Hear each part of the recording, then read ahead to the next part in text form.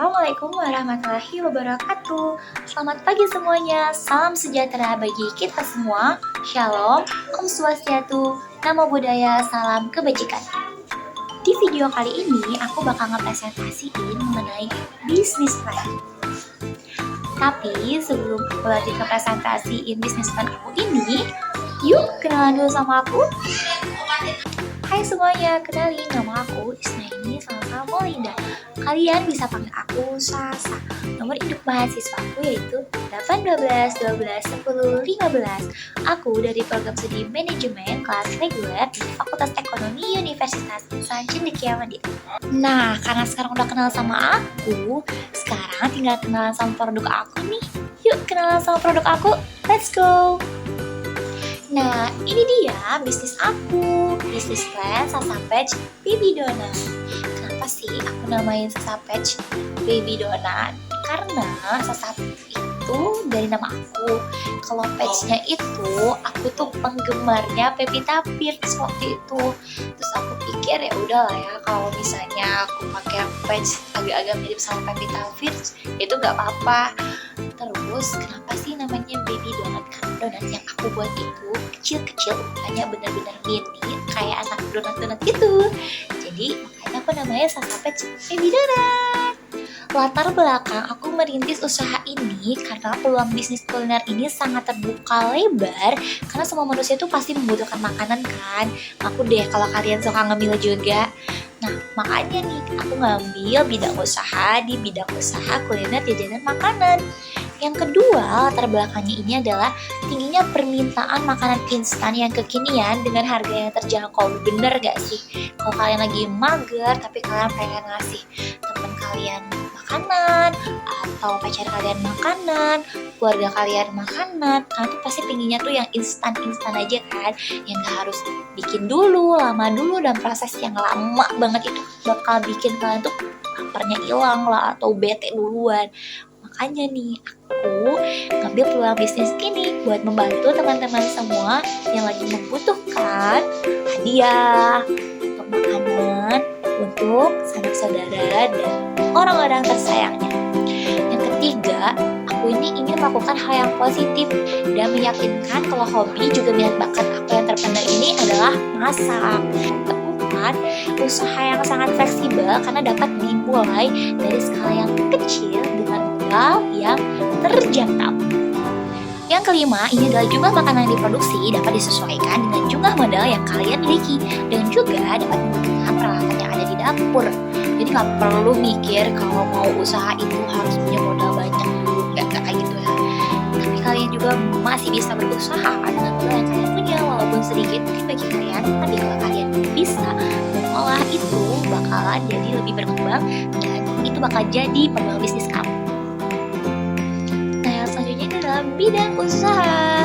Bidang usaha yang aku ambil ini adalah produksi jajanan makanan yang lezat, bergizi, dan harga pun terjangkau. Lanjut, di sini ada visi dan misi usaha.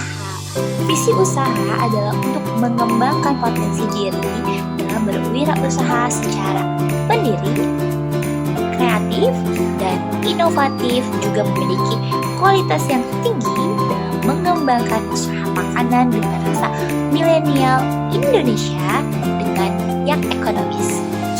Lalu ada juga nih visi usaha. Visi usahanya adalah buat inovasi baru, donat medium menjadi ukuran yang mini-mini seperti bayi yang identik masih kecil, dan juga menciptakan mekanisme baru dalam berwirausaha secara kreatif dan memanfaatkan bahan sederhana yang mudah dicari untuk menjadi makanan yang bergizi. Nah, yang selanjutnya ada gambaran umum penjualan. Nah, penjualan ini dilakukan dengan dua sistem yang ada, yaitu satu, PO di setiap minggunya, yang kedua, PO di setiap harinya. Tentunya ini tuh dipromosikan di berbagai platform di media sosial yang aku punya dong. Yang ketiga, dijual dalam bentuk macam varian rasa. Kalian juga boleh custom misalnya mau ada tulisannya atau mau semuanya rasa yang kalian suka itu juga boleh loh. Guys, baby donat ini juga bertahan 2-3 hari apabila disimpan di dalam kulkas. Jadi kalau misalnya hari ini nggak habis nih, kalian bisa masukin tuh baby donat itu ke dalam microwave yang kalian punya. Atau kalau enggak juga kalian keluarin dari kulkas, itu rasanya masih enak banget dan nggak berubah sama sekali. Yang kelima, kalian juga dapat memesan baby donat ini dengan cara DO, delivery order, atau juga COD, cash on delivery. Tapi kalau kalian bisa selera sama aku, mungkin bisa nih kita COD langsung ketemuan. Selanjutnya, ini adalah analisis SWOT. Apa sih analisis SWOT itu? SWOT itu terdiri dari 4 huruf. Yang pertama ada S, yaitu sebagai strength atau kekuatan. Yang kedua, huruf W, yaitu weakness atau sebagai kelemahan. Yang ketiga ada O sebagai opportunities atau peluang. Yang keempat ada threat. Apa itu threat? Lupa. Sebagai ancaman. Nah, yang pertama untuk analisis SWOT yang aku alami ini adalah S sebagai kekuatan diri aku itu yaitu menyukai tantangan. Kedua, memiliki semangat dan kerja keras yang tinggi, tidak gengsian, mau belajar, dan selalu ingin mencoba hal yang baru. Yang kedua, ini weakness atau kelemahan.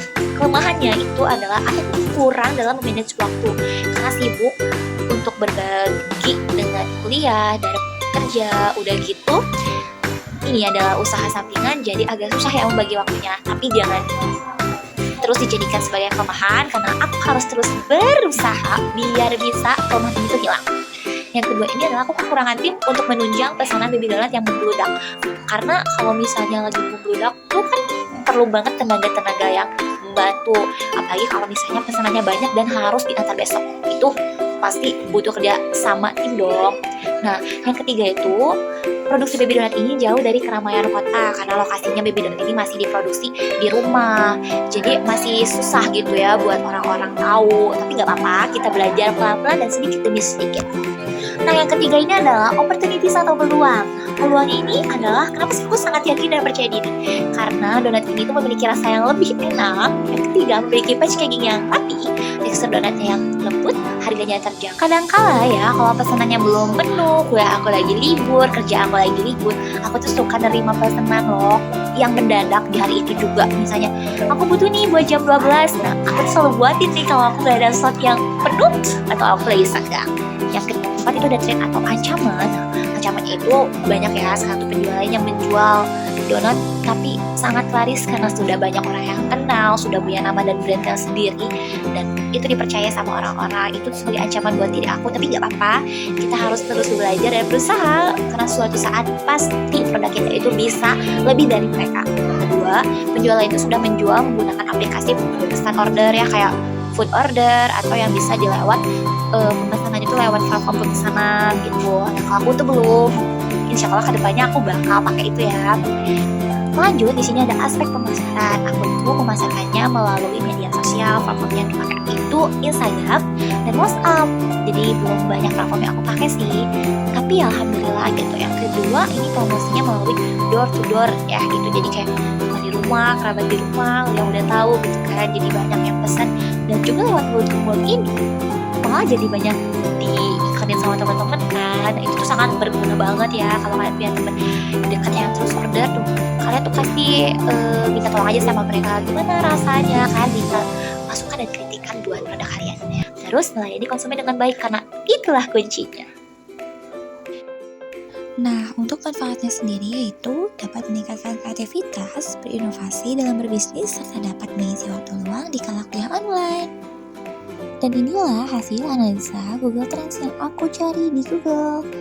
Aku membandingkan produk aku ini dengan makanan lainnya, karena makanan lainnya juga kan termasuk kuliner ya. Nah, ternyata donat ini dicantumkan dalam Google Trends, yaitu yang berwarna biru. Secara rata-rata donat ini berada pada posisi yang pertama dalam riset ini. Sekian presentasi yang bisa saya sampaikan. Semoga bermanfaat ya guys buat kalian semua. See you, bye. Thank you for watching.